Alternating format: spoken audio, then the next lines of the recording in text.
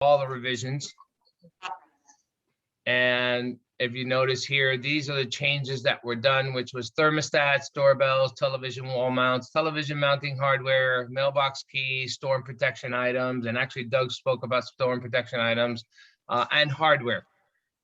So there were some questions about plywood and stuff like that. So it is a very general statement. So make sure that if you are, you may want to itemize certain things on the contract. Right, Doug? Yes, exactly. Because, for example, the storm protection items, we don't know really what that means. So it's going to be fact specific to your deal. So you want to know and talk to your seller about what exactly they have, so that you're not promising something that's not there.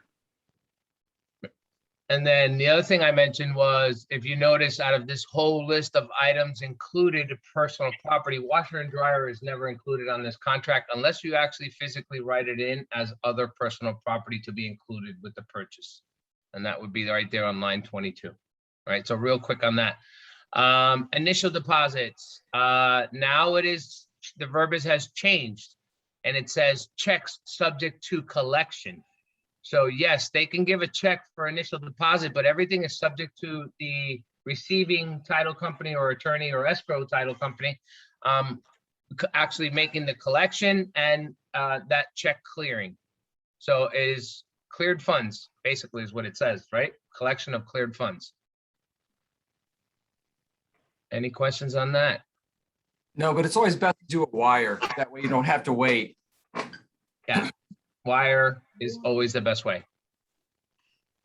Other changes here, I mean, all they did was make the lines a little bit bigger on certain areas, but I want to make this clear to you guys. This area is important. Very often I see agents writing in that the escrow agent, and they don't know who it is yet, so they'll put in to be determined. I can tell you right now, this is one of Freck's pet peeves, is because number one, we as realtors are accountable for all funds on a transaction. Even though we may not be holding escrow, we need to know where they are, who's got them, and we need to provide that information to the buyer and or seller. So we are responsible for and accountable for all funds. That is part of our responsibility and duties as a realtor. So when Freck does an audit, the first thing they're going to do is they're going to ask you, okay, do you have an escrow letter for the amount that it says on the contract? So initial deposit, how much was it? Was it a $5,000 escrow? Make sure the title company sends you that $5,000 title, and make sure that that title company matches the name that you have on the contract. Freck actually looks at that when they do an audit for a brokerage. And that's because, I've already said it, you are accountable for all funds during a transaction. We hope that always says consumer. Go ahead. I said, we hope that always says consumer title, and that would also match the MLS. When you put your listing in the MLS, it should say consumer title as well. That's a good point. So if you guys want to get rid of that problem, there you are. Just write in consumer title and escrow. Thanks, That's Freddie. what I do with all my listings. That's what I do too.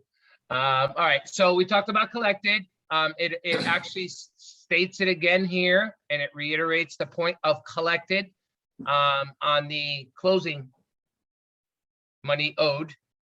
So it says balance to close, not including the buyer's closing costs, prepaids, and proration by wire transfer or other collected funds. So in other words, title company has to have collected funds in order for it to be considered closed.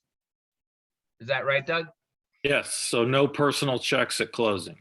Yes. And I would hope the buyer's not bringing a suitcase full of money either. What's going on? All right. Section 4, closing. And here it actually tells you in depth, when all funds are required for closing are received by the closing agent and collected pursuant to standard S. And we went over this. For those of you that may have missed it, standard S, or all standards, are in the contract, and they begin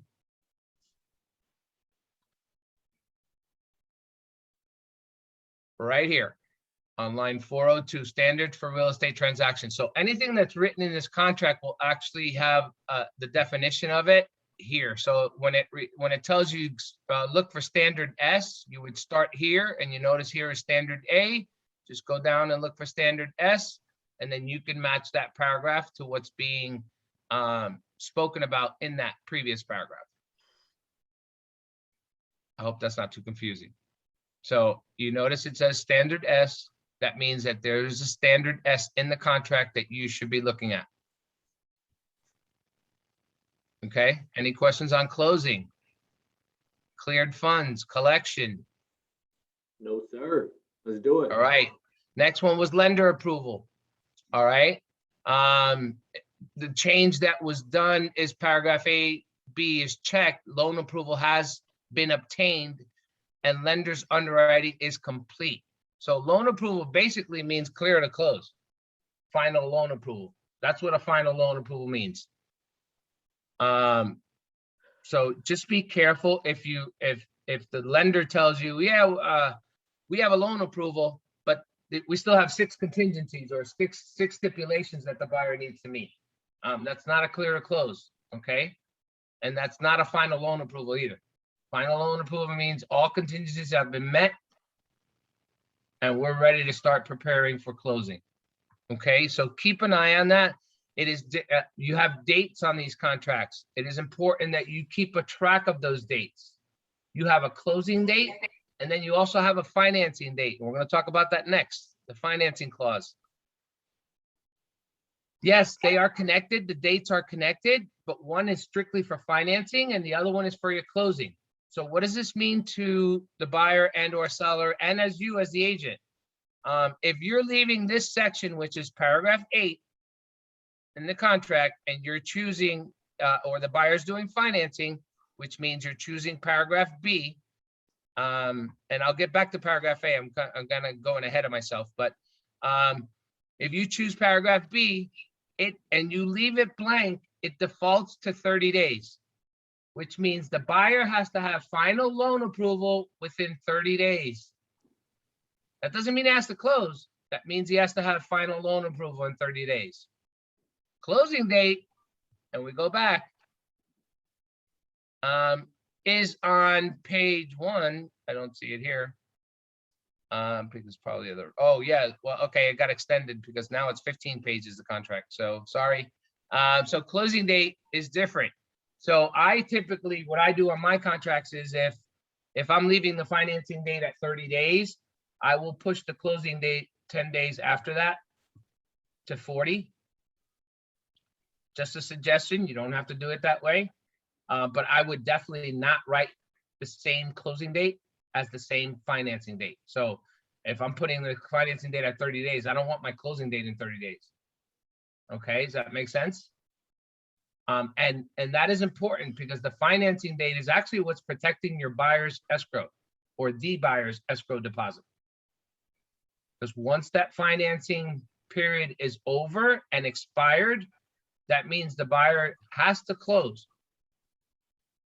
Either with a loan, cash, or however he does it, they have to close. Okay, now that financing contingency is now waived. So please keep an eye on that.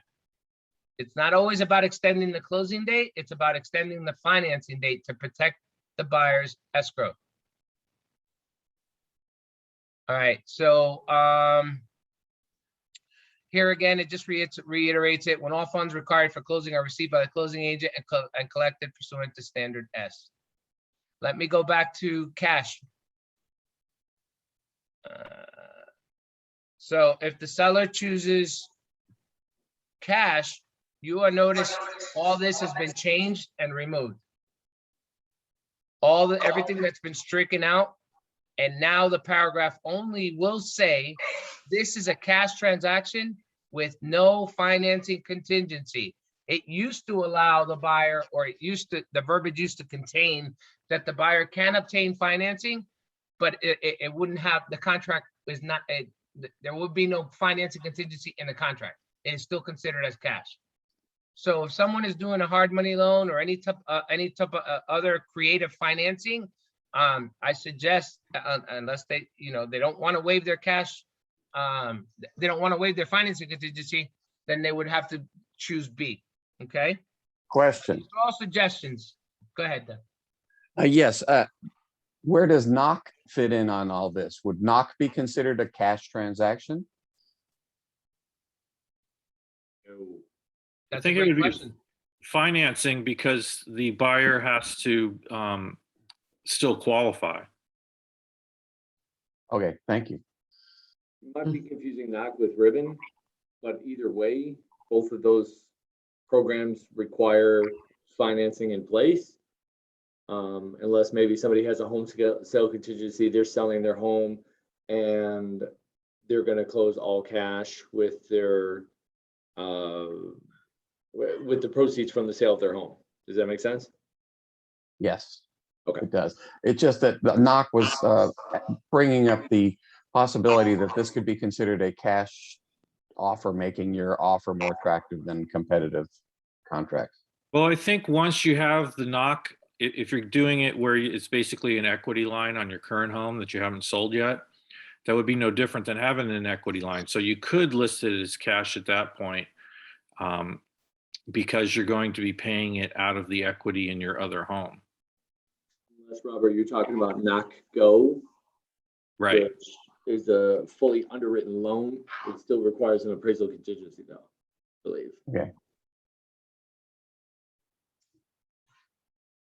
All right. Okay, so any questions on financing, the financing clause of the contract, the changes to the cash, the changes to the financing? Any questions on this area?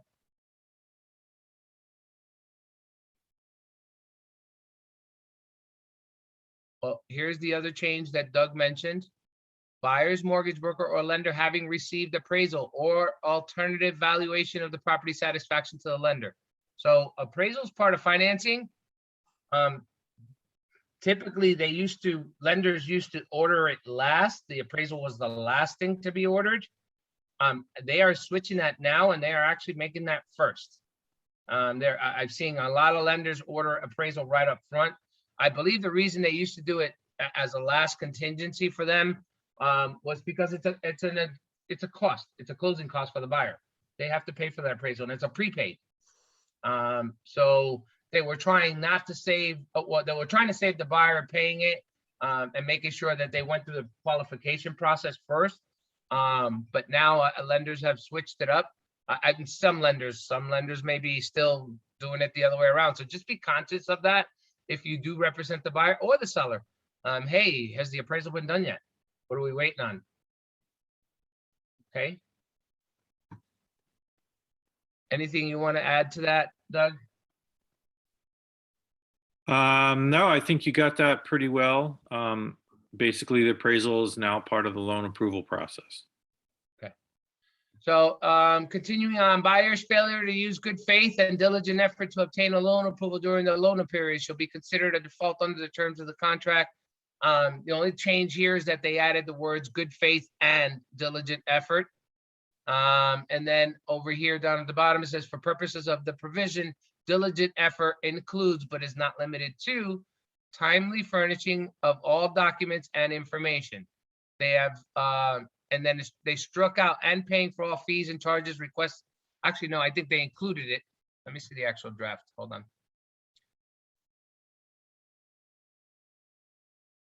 Okay, so here's the actual paragraph here. So yes, it's included. What they did was included the verbiage. Okay, so buyer shall use good faith and diligent effort to obtain the loan approval during the loan period and be considered under default under the terms of the contract. For purposes of this provision, diligent effort includes but is not limited to timely furnishing of all documents, information required, buyer's mortgage broker, lender, and paying for appraisal and other fees and charges in connection for the buyer's application for financing. Okay. Now, this paragraph is very important too. This whole contract, basically, it dictates the whole transaction. So the more you guys read this, the better informed you are, the better understanding of the interpretation of the contract.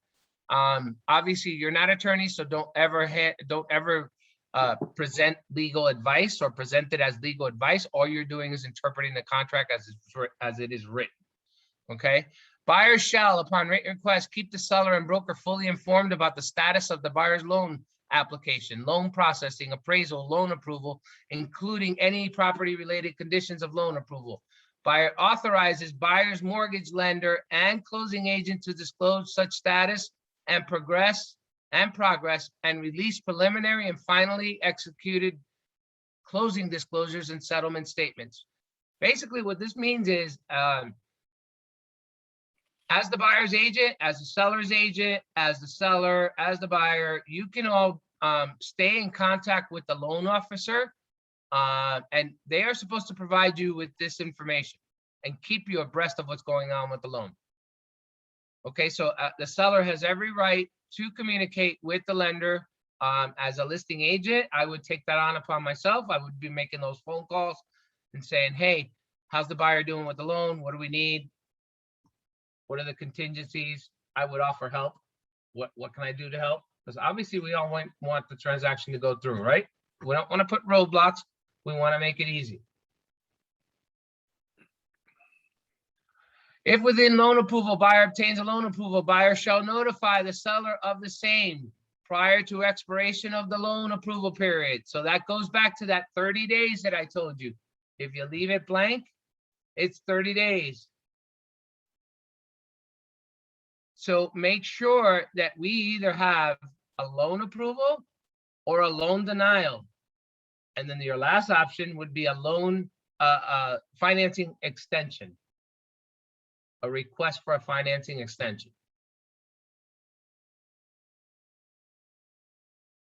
All right, so very important. Now, I'm not going to go, I mean, I want to cover each paragraph of the contract, but it's very, actually, let's just do it. If buyer is unable to obtain the loan approval with the loan approval period, or cannot timely meet the terms of the loan approval, all after the exercise of good faith and diligent effort, buyer may terminate this contract by delivering written notice of termination to the seller prior to expiration of the loan period, whereupon, provided the buyer is not in default under the terms of the contract, buyer shall be refunded, deposited, thereby releasing the buyer and seller of all further obligations of this contract. So I'm actually going to talk about a little scenario that's going on right now with one of our agents and one of their contracts. The buyer actually did everything they were supposed to do. They sent notification to the listing agent, and we are the listing brokerage. For termination of contract, they send a release and cancellation of contract. On the 29th day, his loan was denied, and that was sent to the seller. The seller has not accepted it and does not want to sign it. So basically, they are now in an escrow dispute. Now, I get it. The contract says that this is what's supposed to be done, but at the end of the day, you can't force people to agree to do things. So this is going to be a dispute that's going to be handled. And thankfully at HomeSmart, we don't have an escrow account, so we don't get into escrow disputes. It gets handled by the closing title company or the escrow title company. Okay, there is nothing really that as a brokerage we can do. I mean, obviously we can talk to the seller and say, hey, this is what the contract says, this is what you're supposed to do. But at the end of the day, we have no control. Okay. But this is in a perfect world, the contract states the way it's supposed to work. But I just want to keep you guys aware because we are going through these scenarios, sellers trying to keep escrows. And I'm sure this is a very old story for Scott and Doug. They've heard this a million times, you know, escrow claims and stuff like that. And typically what they do is they'll hold on to it for a while. And if there is no what we call a meeting of the minds or an agreement between both parties to maybe split it or give it back to the buyer or whatever that agreement may be, they will just deposit it in the court system. Is that correct, Scott? Doug? Yeah, that's the right of the closing agent, and any attorney's fees and costs associated with the escrow agent doing that are the escrow agent's entitled to recover them from the deposit. Okay. So just keep that in mind. I just want to put that out there. If buyer, so we covered that. If buyer fails to timely deliver any written notice provided in paragraph 8B, and that's 3 or 4 above, to the seller prior to expiration of the loan period, then the buyer shall proceed forward with this contract as though paragraph A above has been checked as the effective date provided. However, the seller may elect to terminate the contract by delivering written notice of termination to buyer within 3 days after expiration of the loan approval period. So basically, it's saying that the seller doesn't have to extend the loan approval period, okay? Provided buyer is not in default under the terms of the contract, buyer shall be refunded deposit. In the perfect world, okay? That's what it means, in the perfect world. If buyer has timely provided either written notice provided in paragraph 8B above, the buyer thereafter fails to close on this contract, the deposit shall be paid to the seller unless failure to close is due to seller's default or inability to satisfy other contingencies of the contract or properly related conditions of the loan approval, specifically excluding the appraisal valuation, have not been met have not been met unless such conditions are waived by the seller from all other obligations of this contract. Any questions on this? So basically, you have to provide written notice, either of a request for an extension, a termination, or hey, we have a clear to close. Any questions on this? One question. The theory behind the earnest money, earnest deposit, isn't that basically a payment to the seller who is willingly taking his home off the market to undergo this whole process, and basically a compensation for when it falls through? Well, that is considered earnest money deposit. What does that mean? That's a good faith deposit saying, hey, I want to buy your property. Here's a deposit. So Right. that they, Yeah, and it's also not made to the seller. It's technically made to a neutral third party, which is the escrow company, that you're basically saying, I'm serious about buying this property. And here I'm putting money to this independent third party, neutral party that is holding the money. So it's technically not given to the seller unless there are defaults or it closes. And this paragraph, these paragraphs that we're just covering, is that pertaining to the earnest money specifically? That's how I was interpreting this. that's correct. Okay, so basically on the 29th today, you can say, no, I want everything. I've done everything, my due diligence, I've done my earnest effort, and it has all fallen through, and it's the 29th day, and I want my money back, is what you're saying in writing. Is No. that right? No, they have to have a loan denial. Because the contract actually says that the buyer is doing due diligence and efforts to obtain a loan. Correct. This is already past the inspection period. It's at the loan acceptance period, and the only way to be able to walk out at that point is if you get a loan denial. Correct. Okay, got it. And the time to do what you're asking, Robert, would be within your inspection period. So if the has buyer's remorse and says this is not the house or something like that, the time to send in a request for a release and cancellation would be your first 10 days of the contract, which is your inspection period, or whatever days it is that you choose Right. for inspection time.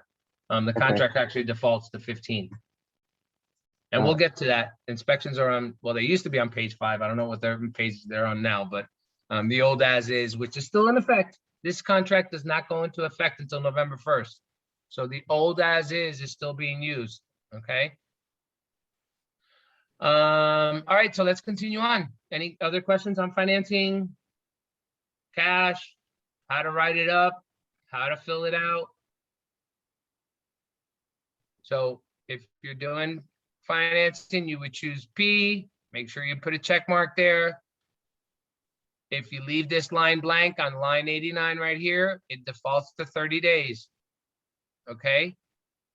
Effective date is when all parties have received a copy of the contract. Buyer and seller. Okay? So if they sign it on the 27th, but they don't get copies back on the 28th, that's typically when the effective date is, when they have received. Okay? But we're going to go off the contract date. So make sure you, they should, to avoid confusion, make sure you send it out as soon as you get back. And then you also send it to your broker and you send it to the title company when you're in contract. Florida actually requires you to send everything to your broker within 48 hours, 48 to 72 hours. Your broker should have a copy of everything that you've done. Okay, that's a state law. HomeSmart gives you a little leniency, and you should have a file created within 5 days. All right.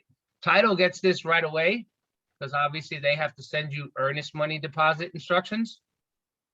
And they're going to reach out to both parties and introduce themselves like Scott does and say, hey, here's a little questionnaire. We're here to help. What do you guys need? Okay. All right, let's keep going. We talked about financing. Actually, there's an assumption clause here, and that's for an assumable mortgage. You hardly see that in these days, but there are assumable mortgages out there. FHA are assumable. So, but I'm not a loan guy. Please don't ask me too much on that. An assumable mortgage is maybe the seller has a mortgage that's assumable and the buyer would like to assume that same mortgage terms. Okay, so that's what assumable is. Purchase money note or a mortgage to the seller basically is saying that the seller is going to do some financing for the buyer. Okay, they're going to probably provide a mortgage to the buyer, a second mortgage. Maybe they don't have enough or it doesn't appraise. And the buyer still wants to continue, the seller could do some seller financing. Okay. Costs, title. These are the usual costs. Paragraph 9 is, or 9A, are costs pertaining to the seller. Documentary stamp taxes and surtax on deed, if any.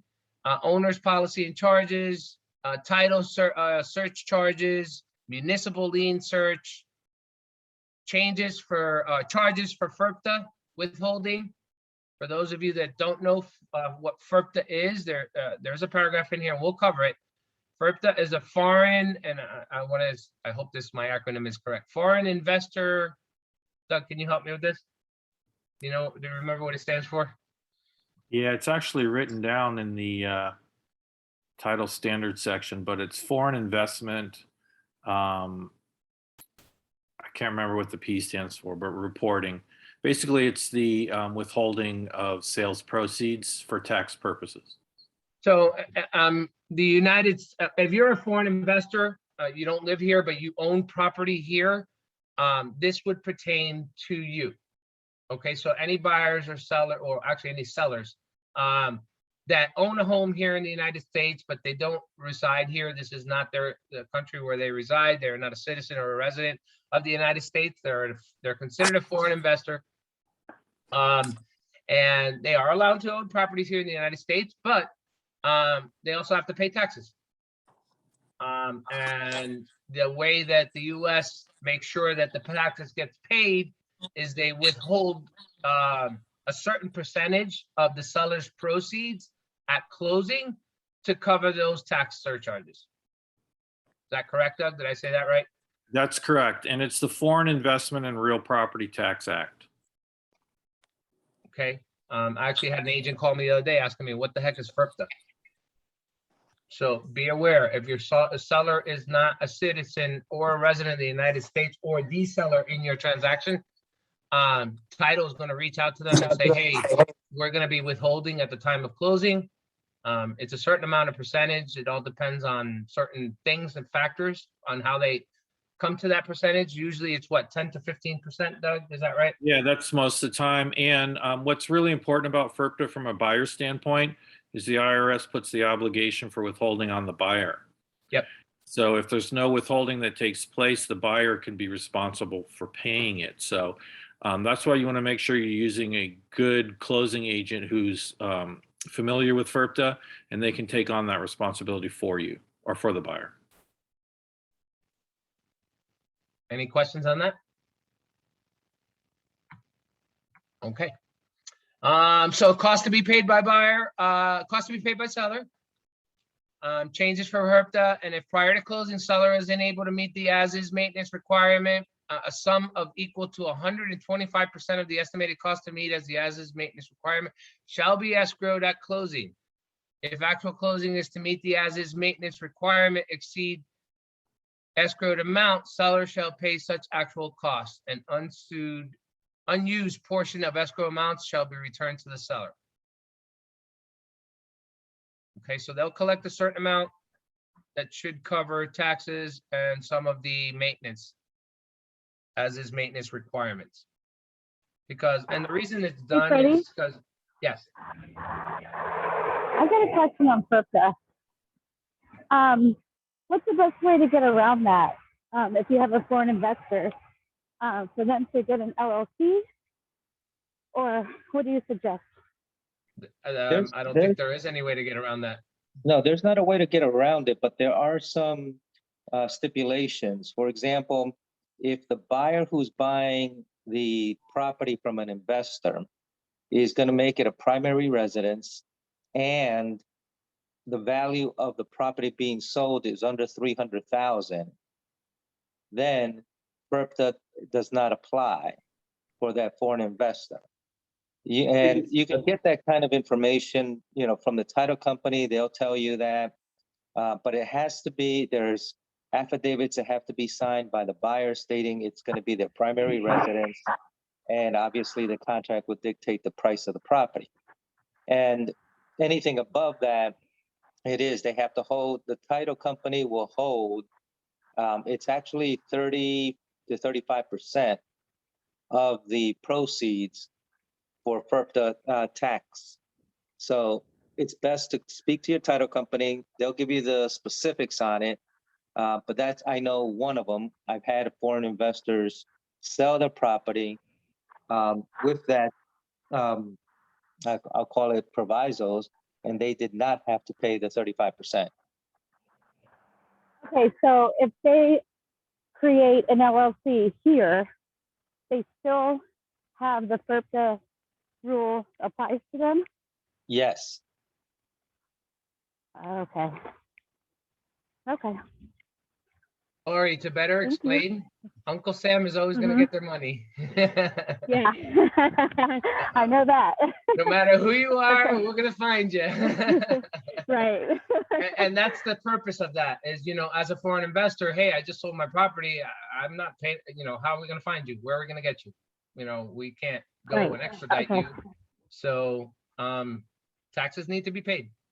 And this is Okay. this is a way to safeguard that is being done. Am I right, Doug? Okay. Is that the right way to say that? Correct. Yeah, that's correct. There's an And they're additional gonna get their option. money because at the end of the day, listen to what Doug said. If the seller, if the title company does not take the proceeds from the seller, guess who's responsible? The buyer. So be aware of that. No matter what side of the transaction you're on, you're a transaction broker. So, be aware of it. Of that. Okay. And as long as they sign that owner occupancy, if you're the buyer, and as long as you sign that owner occupancy, you're not liable for that tax, right? You have- I'm not going to answer that because I'm not a tax Right, you have- specialist. Correct. You want to Okay. confirm with your title company all the documents that they have to Okay. sign in order for them to Okay. not be liable for that. Yeah, just remember, Gotcha. Okay. that is not your field of expertise. Right. So you can pass that torch to your title company. Okay. Correct. Perfect. Okay. There's A definite question. exceptions to FERPTA. And as long as you're following those exceptions in good faith, then that's how you shield yourself from liability as the buyer. Correct. Thank you, Doug. I have a question. If the foreign seller does a 1031 exchange, would collection of that FERPTA tax be delayed? It's my understanding, yes, that you wouldn't have to pay it at that point because there's no real proceeds. It's just going on to the purchase of the other property. But that's really a question for an accountant or a tax attorney. Yeah, I have the same understanding because you can do a 1031 because a 1031, all you're doing is deferring the taxes, right? So Right. you're not going to pay them now, but you're going to definitely pay them later. Mhm. So like I said, Uncle Sam will always get their money. All right, so any other questions on FERPTA? And there's a whole FERPTA paragraph here that we'll get to it. But it is mentioned here, so cost to be paid by the buyer. By the way, and this is just a little HomeSmart plug in here. I know some of you guys charge your $350 transaction fee that is owed to HomeSmart to the buyer and or the seller. This is where you list it. You need to disclose that. Okay, I know some title companies will say, hey, does your brokerage have a transaction fee? And you guys say, yeah, but then it's never been disclosed. And then what they do is they disclose it on the alta of the final settlement, which is good, but I'd rather see it on the contract right from the beginning. So if you are going to charge that $350 transaction fee to the buyer and or seller, right here under other for seller and right here under other for the buyer. And all you need to do is $350 transaction fee paid to HomeSmart. That's all you need to write in as other. Okay. So if you are going to pass that on, and please remember that $350 transaction fee that you are charging is considered commission. Okay. Is considered commission in the eyes of Florida. That is extra income that you are getting and you are making. Okay, so if any of you are doing Op City, just remember that your referral fee is based on your total commission, and $350 is part of that commission if you are charging the buyer and or seller on the transaction. Any questions on that? I have a question. I've seen listing agents pass the charge on to a buyer's agent. That's the very MLS. true, Valencia. And that's very true only in certain parts of Florida. That is, now that I cover the whole state, I see that it is very common here in the Tampa, Orlando area, Central Florida. You'll see the listing says 3% minus $350. So yeah, you can do it. So you're basically you're not offering 3%, you're offering less than 3%. So Okay. yeah, you can do it as a listing agent. I see it's very common here. It's a common practice. If you try to do that in Miami, somebody's gonna call you up and tell you something. Yep. I learned that firsthand. I was like, what? All right. So yeah, you'll see it. It'll say, and it might say 2.5% minus the 350. Okay. All right. All right. So moving on, I'm just looking at the chat, making sure I'm keeping up with the questions. Okay. So cost to be paid by buyer, cost to be seller. Any questions on that? Title evidence and insurance. This is probably Scott's favorite paragraph. No, I'm just kidding. This is basically saying that at least if left blank, then 15, or if paragraph 8 is checked, then 5 days prior to closing date, which is the title evidence deadline, a title insurance commitment issued by a Florida licensed title insurer with legible copies of instruments listed as exceptions hereto, title commitment. Okay, that is the word that we're looking for, title commitment. So within 5 days of prior to closing, we should have a title commitment. And if not, then we need to find out what the problem is. Okay, so keep an eye on that. This is another time contingency of the contract. Typically title companies are on top of it. I know consumer title is way ahead of this. So this is not something that I would worry if they have the file. But if you're using a title company that you're not aware of, or if you've never used them, I would stay on top of them, okay? Remember, you guys are the leader or the orchestra to the whole transaction, okay? You guys are the communication to the title. You're the communication to the lender. You're the communication to the buyer. You're the communication to the seller. You are involved from A to Z in the whole transaction. So you need to stay on top of all the other facets that come to the transaction, okay? Title, lender, buyer, seller. You're leading the orchestra, and you want to make this sound great, and you want to make the music sound great so that you can win a prize on The Voice. No, I'm just kidding. So you can, you want a smooth closing. Okay, so stay on top of your files, stay on top of your transaction, stay on top of your time periods. The next one, this is where buyer and seller decide which title company or closing agent they're going to be using. The first one is seller shall designate the closing agent, and they are actually going to pay for the buyer's title insurance policy. It doesn't mean they're paying for their closing. They are paying for the buyer's title insurance policy. Okay, so they actually get a break. If the buyer uses the seller's title, choice of title for escrow, they're actually going to have a savings. Okay. The next one is buyer shall designate closing agent and pay for their own buyer's policy.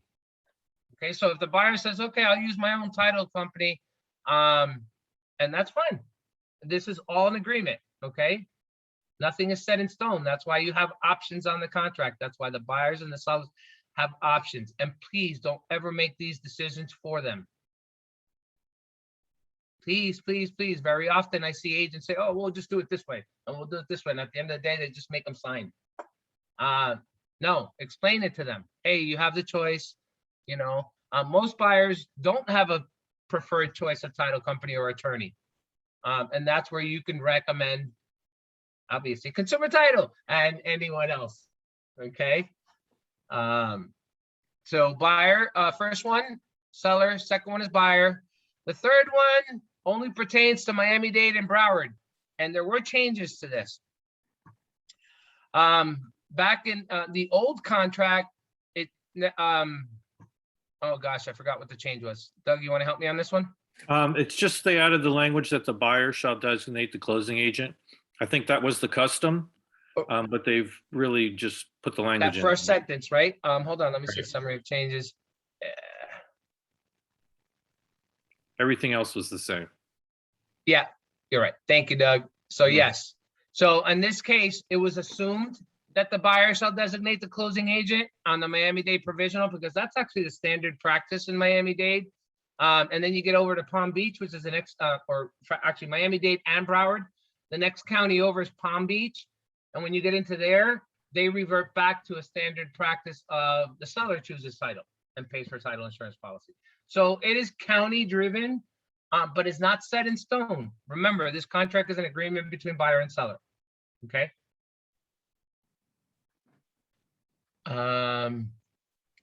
Let's continue on. Surveys. This is something that title does as well. They order survey for you, and this should be expressed right from the beginning. Don't wait till the end. It's usually one of the last things that's done, but let title know that you want a survey done as the buyer, if the buyer wants a survey done, or the seller can actually convey a survey that was previously done. Is that right, Doug? Yeah, it depends on the date of the survey, but yeah, the title company will let you know what the circumstances are for using a prior. And I can guarantee 99% of the lenders out there are going to ask for a survey. Right. So if the buyer's getting a loan, they're going to request a survey. Correct. Okay. And title company will handle that for you. They'll set it up. They'll recommend a survey. They can handle all that for you. Now, I gotta say something for defense of the title companies. Okay, most of the title companies that I've been dealing with pay up front to the survey company to get the survey done. And if the deal falls through, many of them do not charge the buyer for that survey. So be kind to the title company and make sure that, you know, when they order their survey, this deal isn't going to fall apart. Okay, that was my PSA announcement for title companies. Thank you. Thank you, Juan. We appreciate that, and that was right on. Thank you. Yeah, Thank hey, you. so for those of you that don't know, title companies, they take on costs right from the get-go when they start your files. So just keep that in mind, be considerate of that. I have a question. So is that survey like the full-blown stakes in the ground survey? Yep. Yes. Okay.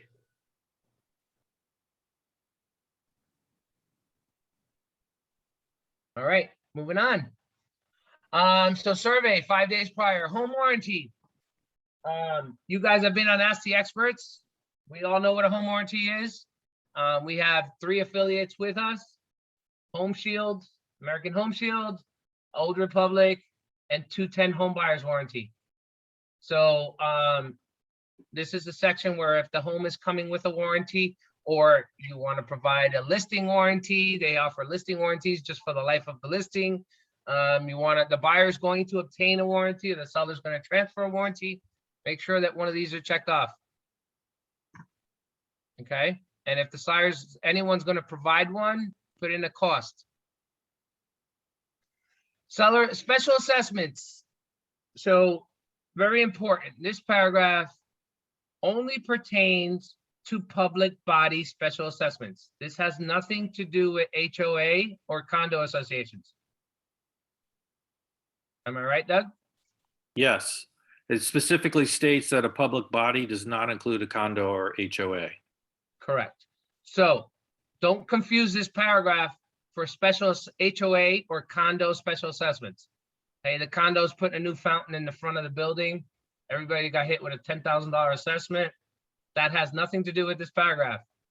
This has to do with public body, which means, let's say the city or the county is putting underground wiring, electrical wiring, or plumbing, new plumbing, sewage, anything like that. And that area of the city is hit with an assessment. That's what that means. Okay, you as the homeowner will actually take on that cost, and that is a special assessment. You can pay it off in full, and most cities and counties or state or federal will can give you a payment plan as well. So please remember, this is only for public body, has nothing to do with condo and HOA special assessments. And where will we find this out? When title pulls an estoppel and pulls a lien search and all that, that's where we're going to find out. Oh, I didn't know that. Okay. And So, I'll let you know. quick question, this is Michelle. If this doesn't get found out until title pulls, how do you know how do you know which box to check? Well, let's go through it. So the first one, the seller shall pay installments due prior to closing. That means that the seller is already on an installment plan with the city, county, or state or federal, and they are paying installments. Okay. The second one is this seller. The seller should know if they got hit with an assessment. Put it that way. I mean, you know what you're paying, right? Like if a CDD is another example too.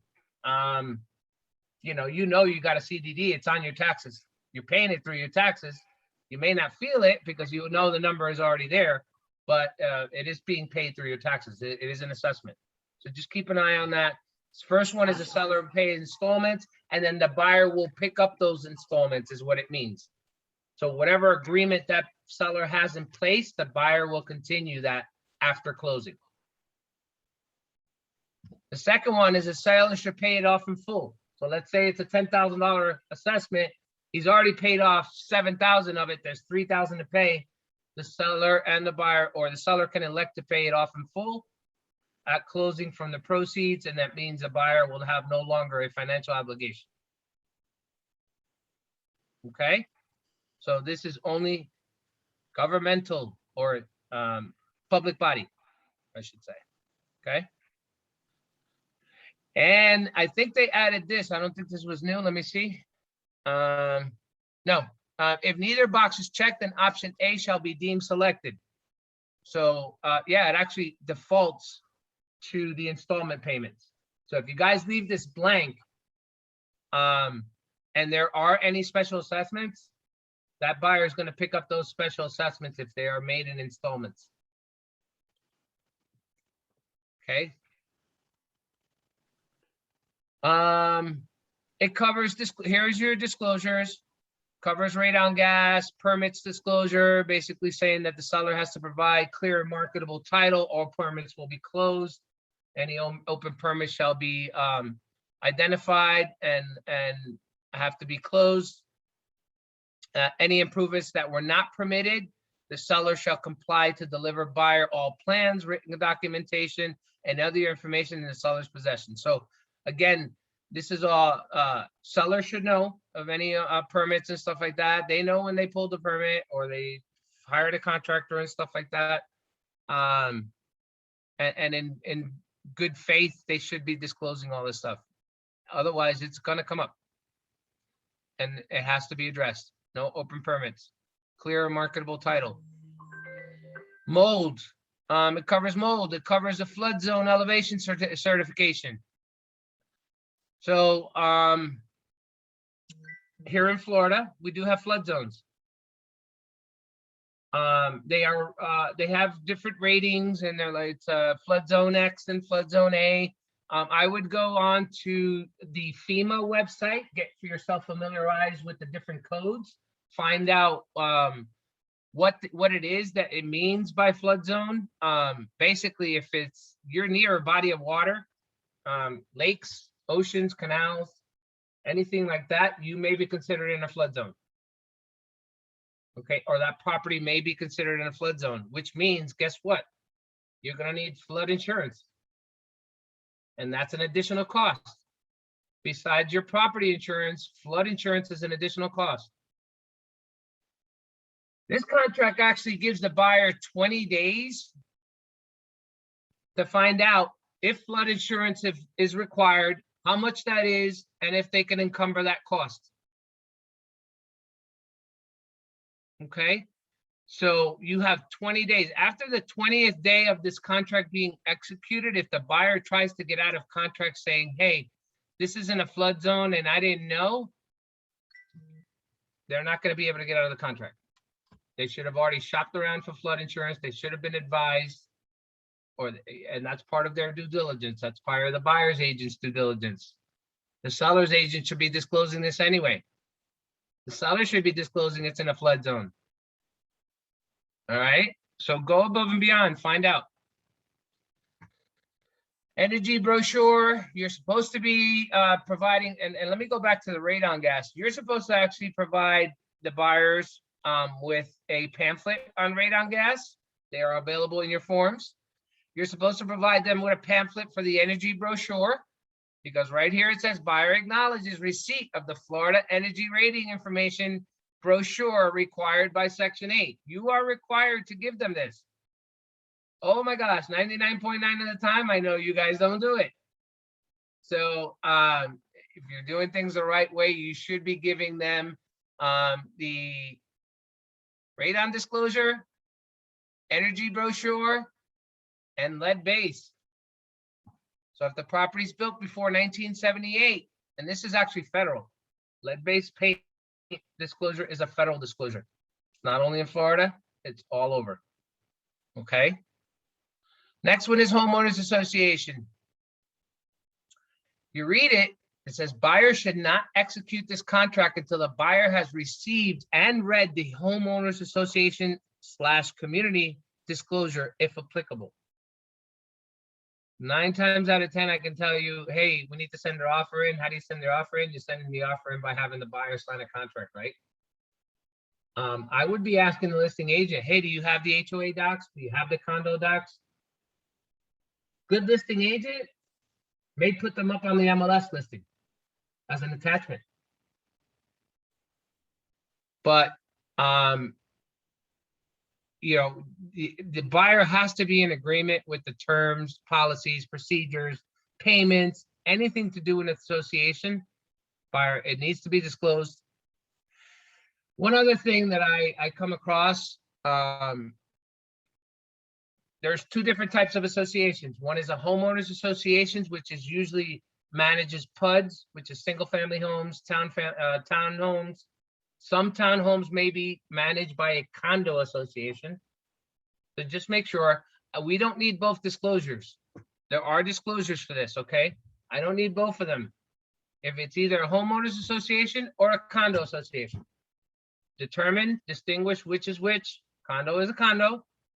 And homeowners are usually townhouses, single family homes, and possibly villas. But you would get that information from the association themselves. So, and when you get to page, when you have to do the addendums, HOA or condo, you have to choose one. Very often do I see here, this is a section here. See, the first one is condo, and then the second one is homeowners association. It's either one or the other. We don't need both disclosures. Does that make sense? Yeah, and just to point out, it's important to know the difference because when your home inspection gets done, it's a different inspection for a condo versus a home. And it's a different insurance as well. So when the buyer's shopping for insurance, the rates are going to change because it's a different type of policy. How would So people know the difference, Freddie? I'm sorry? How would people know the difference? The easiest way is to look at the legal description of the property in the tax records, and that should define what type of property it is. So if the word condo is in the legal description, it's definitely going to be a condo. If and then the other way, you know what? That's a little confusing. Don't even go that. The best way is pick up the phone and call the association. But I can tell you, if it's a condo, it's definitely going to be a condo association. The only one that might differ is a townhouse that may be run by a condo association. Does that make sense? Yes, it does. Yeah, and it can be very confusing and agents assume, and then you come out, they have their inspection done, and then they realize there wasn't a full inspection. They have to come back out and re-inspect again to finish it. So it's common for that to get messed up. That would be part of my initial contact with the association, because at the end of the day, if there's an association, most of them require an approval. Okay, and they have to go through a screening process. So when you're calling them up and finding out, hey, I need an app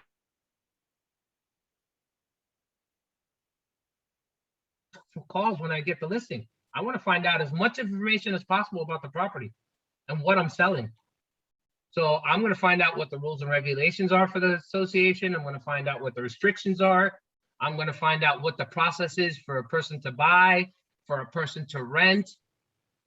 I'm going to find out as much as possible. And I want those condo docs. And actually, the listing agent or the seller should provide you copies of the HOA docs, the homeowners associations, what they call the CCRs.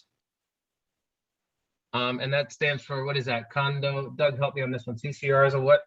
The acronym? Community, oh, good old Google. Where is Condo it? disclosure?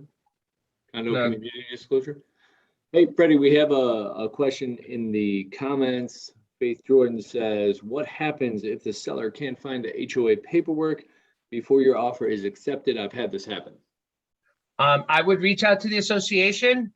Some of them will give it to you for free. They will give the seller, and they'll provide a copy to the seller for free or at a charge. Like I know, I'm not picking on Miami or Broward or anything this morning, but I know most of the associations over there will charge you about $100 to $150 to get a copy of the HOA docs.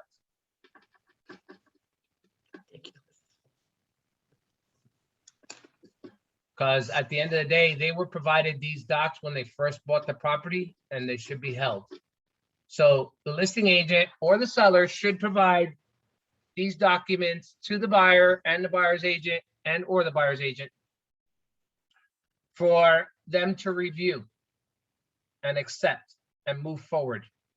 So this is part of their due diligence as well. For example, the buyer doesn't agree, there may be a rental restriction and it's an investor.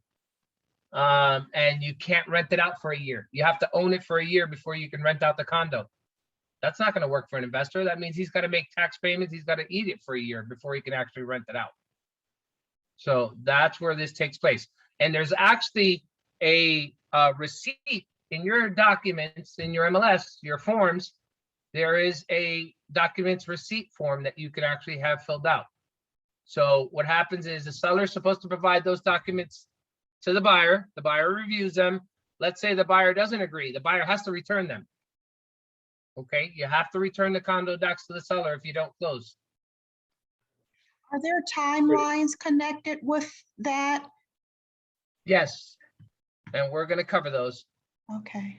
Hey, Freddie, we got another question in the comments from Sonia. In special stipulations, can you request for seller, if working with a buyer, to pay all of the closing costs with the exception of the buyer's lender's costs? You can make whatever offer you want. There's nothing illegal about it. It's all a negotiation.